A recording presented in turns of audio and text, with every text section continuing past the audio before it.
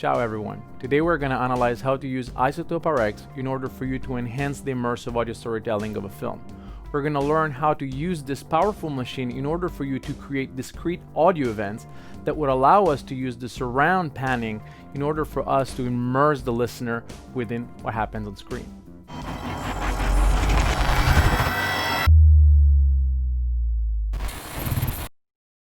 I had the pleasure to work as a recording mixer and sound designer for a film called The Rest of Us, which premiered in New York City last fall 2019. The film was directed by Dr. Linda Mills and produced by Hediya Sizar.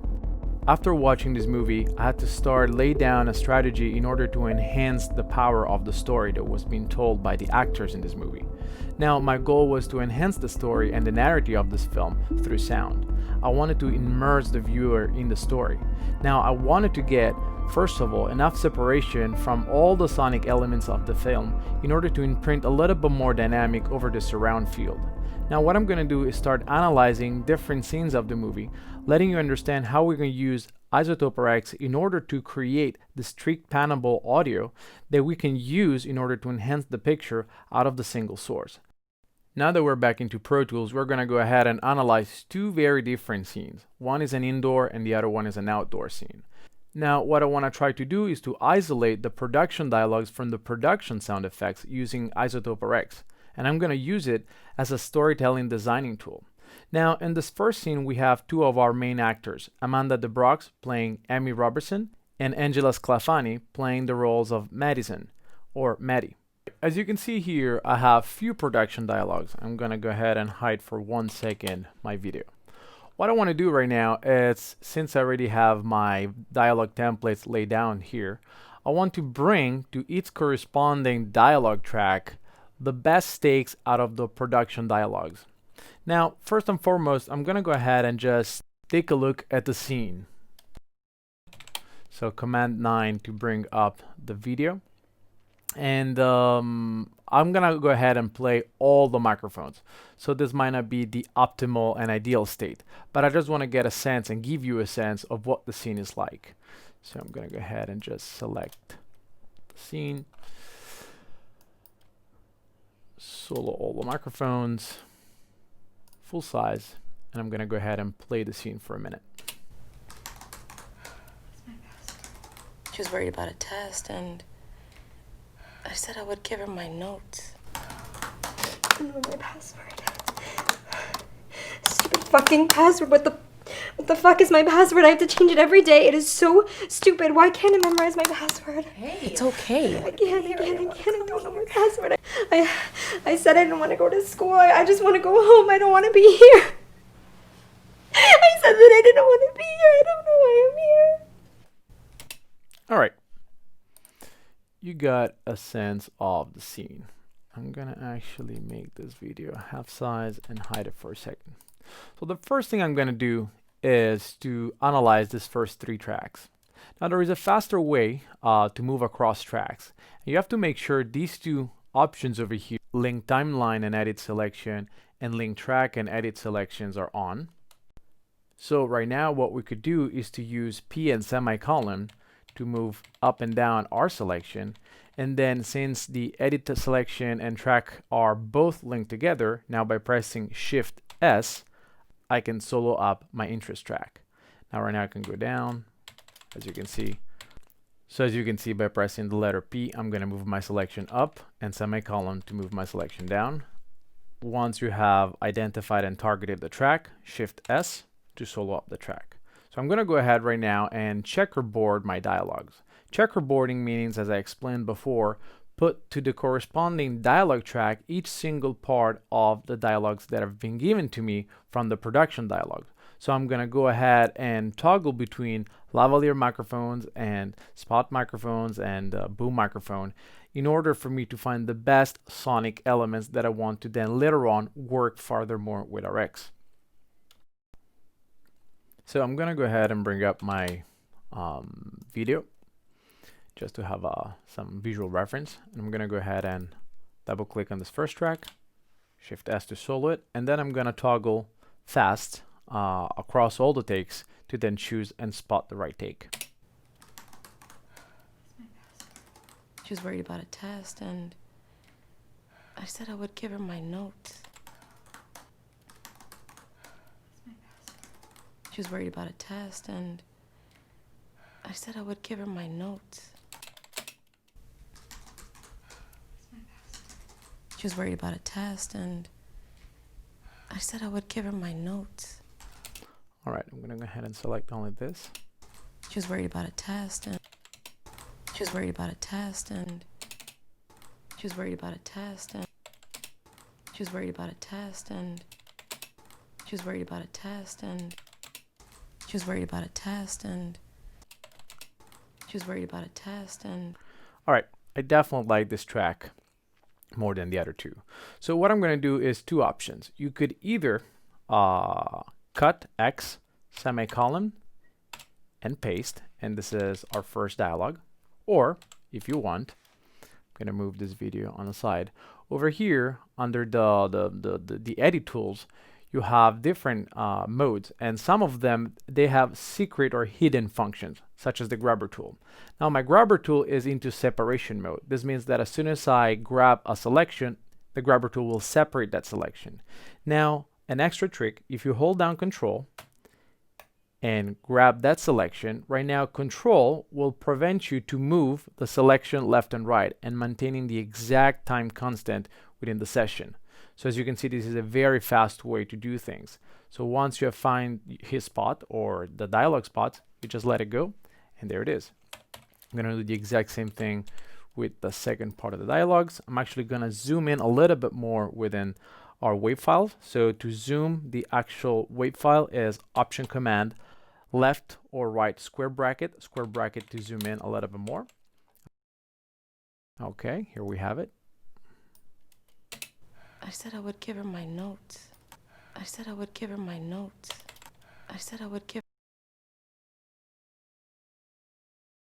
All right, X, semicolon, V. Actually, I'm going to go back and listen to this dialogue. She was worried about a test, and she was worried about a test, and she was worried about a test, and she was worried about a test, and she was worried about a test, and she was worried about a test, and... Yeah, I like this take. It's a little bit more natural. All right, so we also have some good production sounds. So I'm going to go ahead and choose the best of these three takes.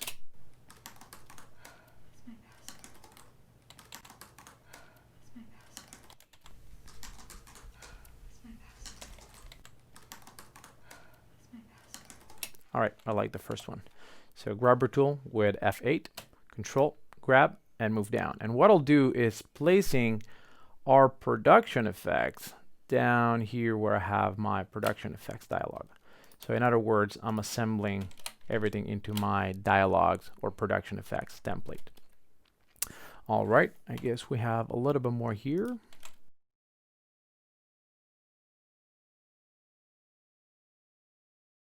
I'm gonna go ahead here and first bring Maddie to her track, which is dialogue 2.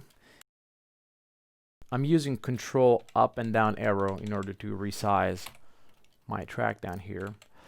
So Maddie's track has a lot of production. I don't know my password. Stupid fucking password. What the fuck is my password? I have to change it every day. It is so stupid. Why can't I memorize my password? Okay. Second part of Maddie's dialogue. Hey! I can't. I don't know my password. I can't. I don't know my password. I said I don't. So yeah, we don't need this first part, but we might need the second part. I can't. I don't know my password. I be here. I didn't want to come here. Yeah, no, that's not the right line. So what I'll do actually is to move this back where it was. Go up here. See, again, I have maintained my selection. And I just moved it up. I said I didn't want to go to school. I just want to go home. I said. Okay.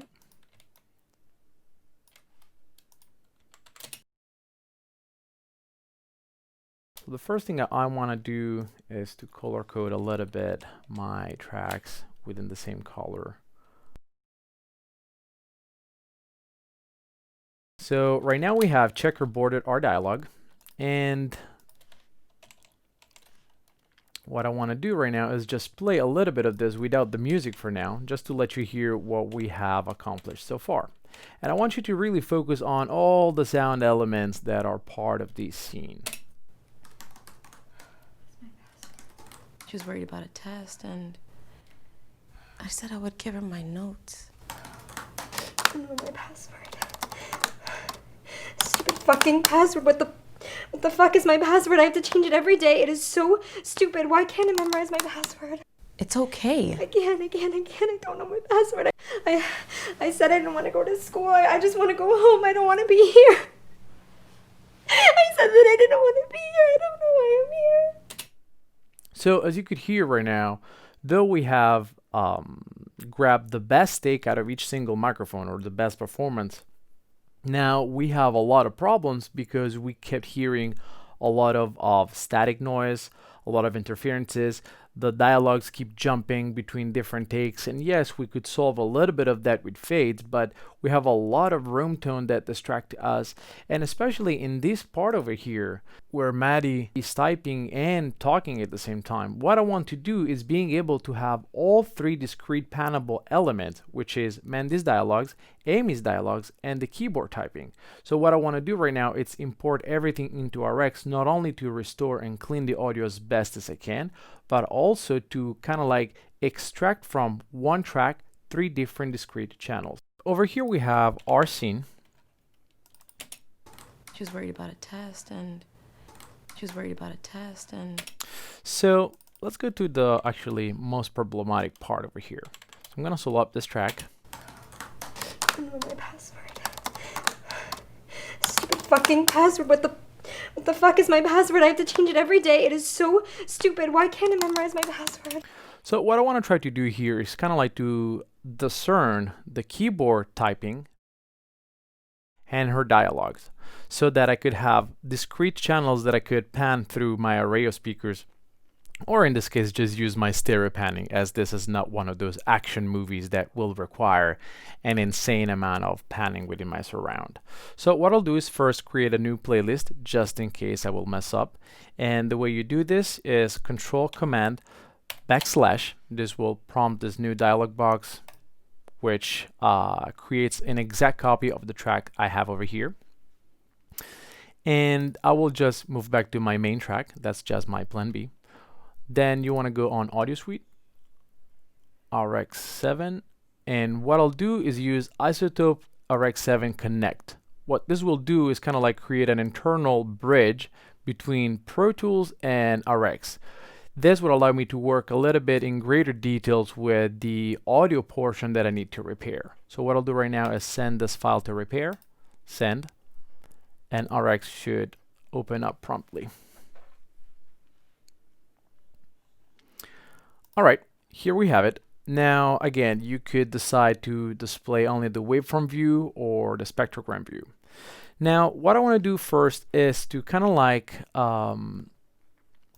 discern the keyboard typos. And the keyboard in this case is viewed as a transient image. So right now, by using my wheel on my mouse, I could zoom in into my spectrogram, and let's see what type of resolution and frequency we have. Okay, we got bark, which is good. So I'm gonna go ahead and analyze the scene. I'm gonna zoom out a little bit and listen back to the scene. I don't know my password.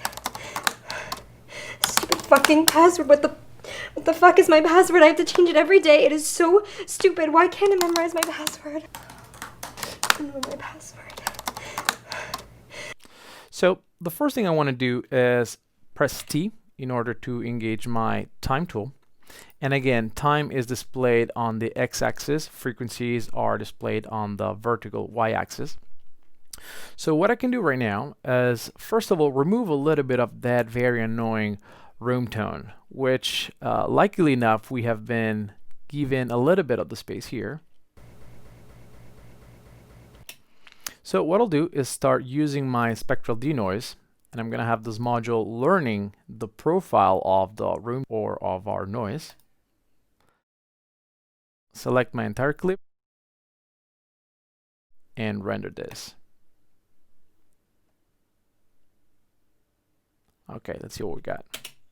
I don't know my password. Stupid fucking password. What the fuck is my password? I have to change it every day. Before. I don't know my password. Stupid fucking password. What the fuck is my password? I have to change it every day. It is so stupid. Why can't I memorize my password? Much better. Definitely much better. Now that we have fully removed the white noise coming from the hiss of the room, what I want to do right now is just to work on Amy's dialogues, and I want to remove as much as I can in order to have this take only dedicated to her typing on her keyboard. So right now, as you can see over here, I'm zooming by using the scroll wheel on my mouse. We could see a couple of very long line that has a subsequent smaller line on top of them.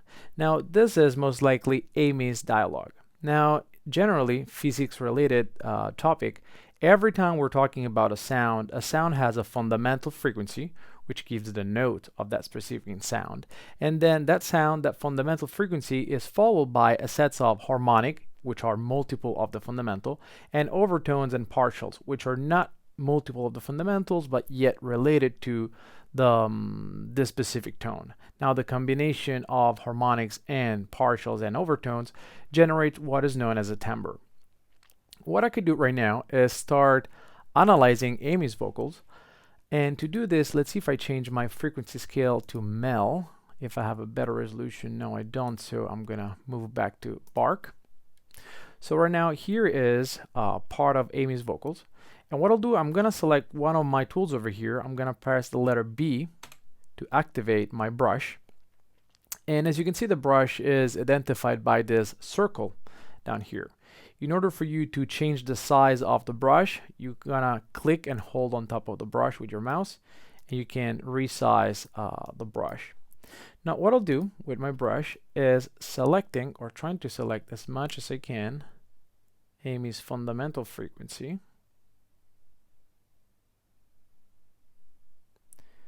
All right. And I could manually select all the harmonics that I see over here within my spectrogram, but Izotope has this function that actually allows you to analyze and identify up to 10 harmonics related to the first fundamental. So I'm going to go ahead and click all. And by clicking on this little playback cursor surrounded by dots, we can only audition the portion of audio that has been highlighted. Fucking pass. Probably not the most PG-13 line, but you get the point. What I'll do right now is trying to attenuate Amy's dialogue. To do so, since we have a tonal element that moves from left to right, I'm going to use my spectral repair. And what I want to do is trying to having this module to pick up a little bit before the dialogue comes in.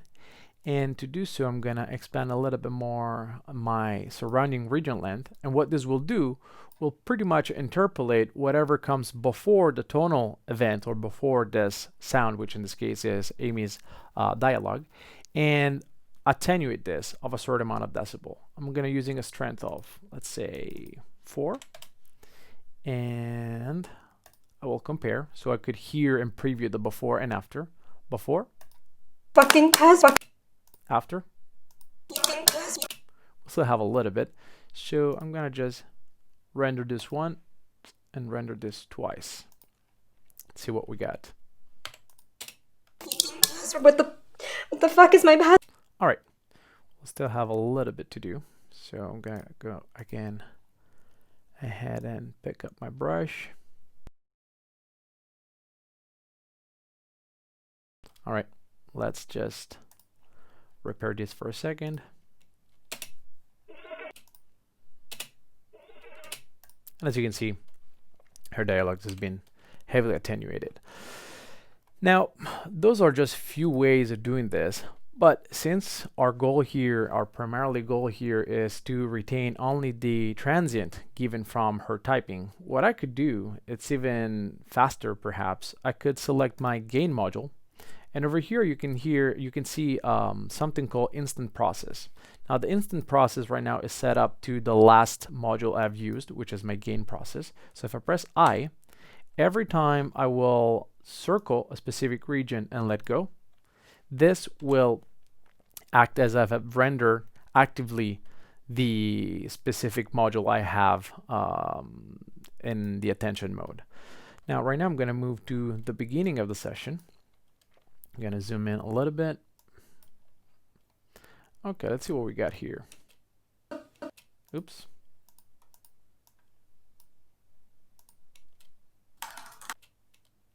Okay. She's breathing heavily here, so let's see what can we do here. She's not only breathing very heavily, but there is a lot of room tone and reverberation from her type of.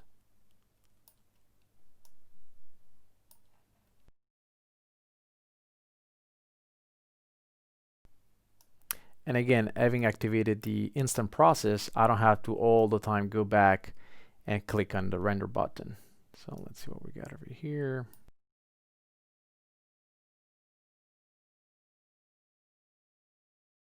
Let's see if we can remove only. I'm gonna disable the instant process. What I want to do is use my lasso tool for me to kind of like pick up some of her harmonics within this click that I'm seeing over here. See if I can actually remove them a little bit more gently. I'm going to use my spectral repair, and again I want to interpolate a little bit of what's before. Let's see. Okay.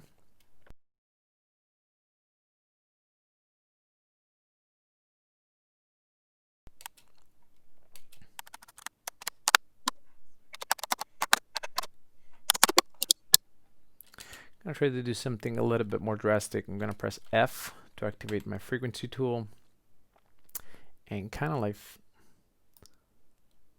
filter everything below a specific frequency, still with the gain mode on.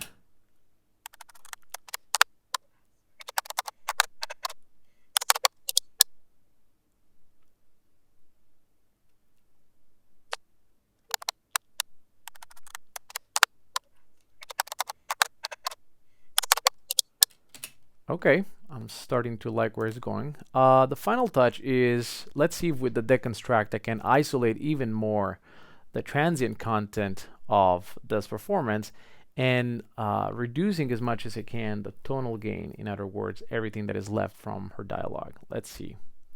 I'm gonna go ahead and select the entire region.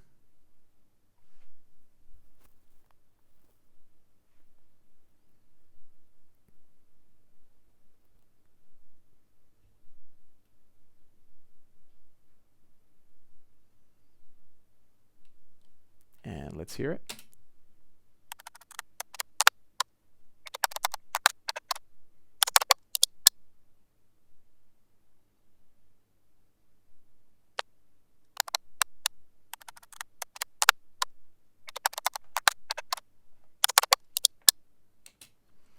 I'm more than satisfied. Actually, if I may, I'm gonna undo this, because when she hit her leg, I think it started to lose a little bit. So what I'll do is only render, oops, remove the instant process and only render this part with the deconstruct module.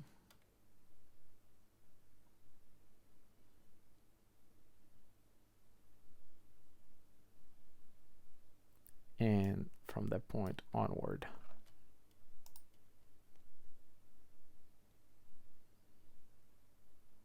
All right, so I'm going to select everything, send it back into Pro Tools, and render this. And if we listen back, I'm going to also Command 9, bring up the video.